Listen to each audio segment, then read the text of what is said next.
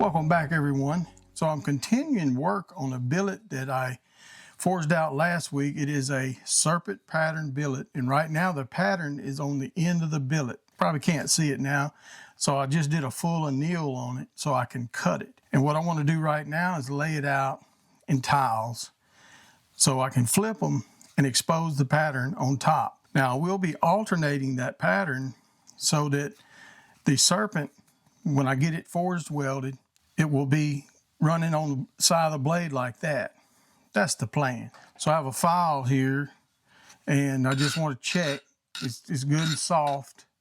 The file's cut in metal, so I'll be able to cut it with my bandsaw. That's if my bandsaw blade's in it good. So right now I'm gonna lay it out on 35-degree tiles. I'll space them about 5/8. So you cut them on an angle like that because you want to get a good forge weld, and this pattern has got to stretch out some too. So if you just stacked them up, I mean, you could draw it out, but you don't get a good as good a forge weld because you're only talking about 5/8 material, and it'll be this tall. You could do it, but tiling it out works better, in my opinion, and pretty much everybody else. So what I'm gonna do right now is I'm gonna go ahead and lay these out. We'll get them over to the bandsaw, get them cut, flipped, tacked up, and do our final forge weld and draw this billet out. Glad you're here. All right, so I've got them laid out here, and they'll be cut on an angle and then flipped. But I'm gonna show you here, and I use these when I'm doing classes, stuff like that. Right now the pattern is on the front of the billet. You can't see it there, it's kind of dark from annealing it. So what I'm gonna do is I'll flip, after I cut them, I'm gonna flip this one up and see if I flip that one up, I won't get the match. I've gotta flip it, turn it around to get the pattern I want. And then this one will slide up like that once it's flipped. And we'll have the explosion on the outside with the snake running down through the side of the blade.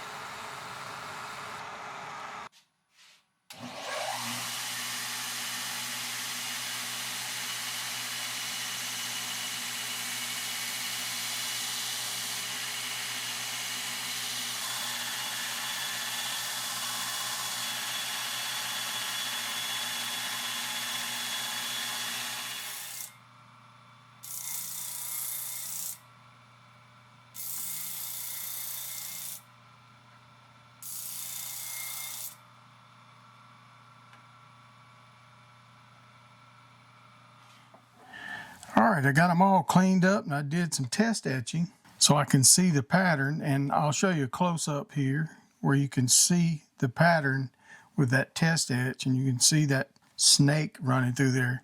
It looks more like a river than a snake. That'll probably work just as well. What I'm going to do right now is I've got 2 pieces of sheet metal. I use stainless because I have plenty of it laying around. It's just some 16 gauge stainless sheet metal. And I'm going to glue these tiles down on here. And that way I can line them up, and I'm going to take it over to the surface grinder once I glue it down to this bottom piece. And I'm going to surface grind the top. And then I will tack weld all of this up, seal it up, put a handle on it, and we can forge weld it. So we're getting close here. But what happens is, my bandsaw is not the greatest in the world. If you cut one just a little bit longer, you'll have this uneven top side here when they're sitting flat. And you want to get that flat because when you forge weld it, you don't want to be pushing in one spot and not everywhere else. I want to hit the whole thing at one time, as much as I can at one time. So I will either surface grind them or I will hand grind them, but it's easy to surface grind them. So I'm just going to put a little glue on the bottom of these. Not a whole lot, but enough. And just stack them on here. Go all the way down the sheet till we get them laid out here. And we'll go get it surface ground. If you recall, you know, when you draw the bar out, the pattern is on the end. I've already flipped them. I etched them and then did the flips. This one will go here. This one here is number 7. And number 6 is right here. Goes like that. So I had to flip them all after I etched.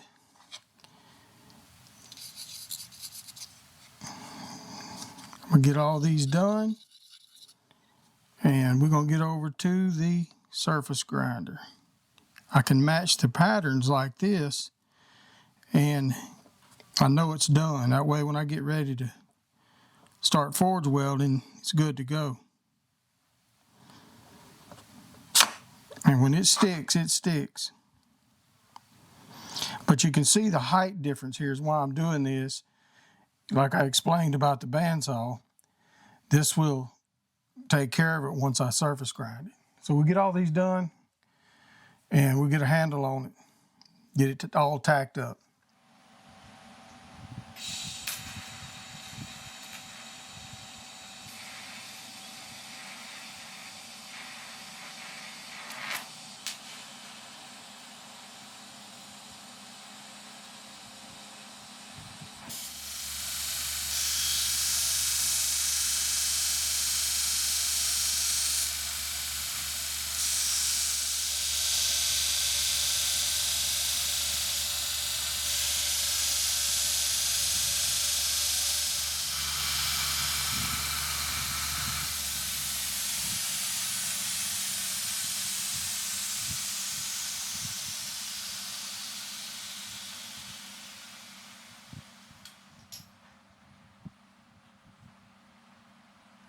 All right, so we got it good and flat.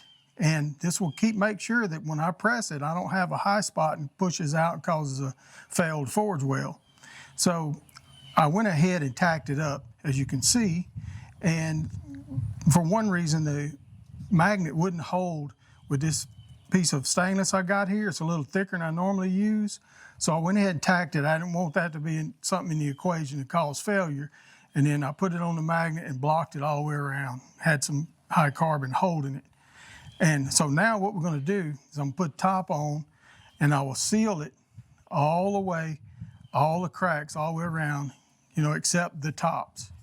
And then we're going to get it in the forge after I put a handle on it and draw it out and get it forge welded. Let's do it.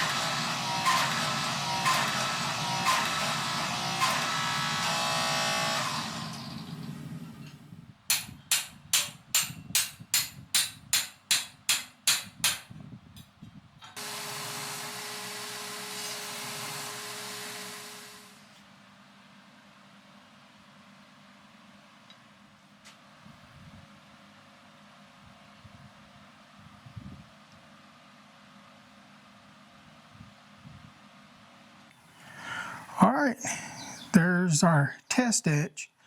I just wanted to show you the pattern before I draw it out, because I have to draw it out. I could make a couple blades, maybe 2.5 out of it, get a smaller blade, third blade, but come out real good. I've got a close-up for you here, and got some weld inclusion in there, but that's going to get ground out right before I start forging and drawing it out. You can see it along the edges, but that's stainless and where I was had it welded on there, but come out pretty good. Hope you enjoyed that. And next week, I'll be working on this and some other projects. I did go ahead and draw out that smaller bar, and it's going to be a smaller version of this, about this wide, to make folders, we hope. I want to thank you for watching. I want to thank my patrons. We'll see you on the next one.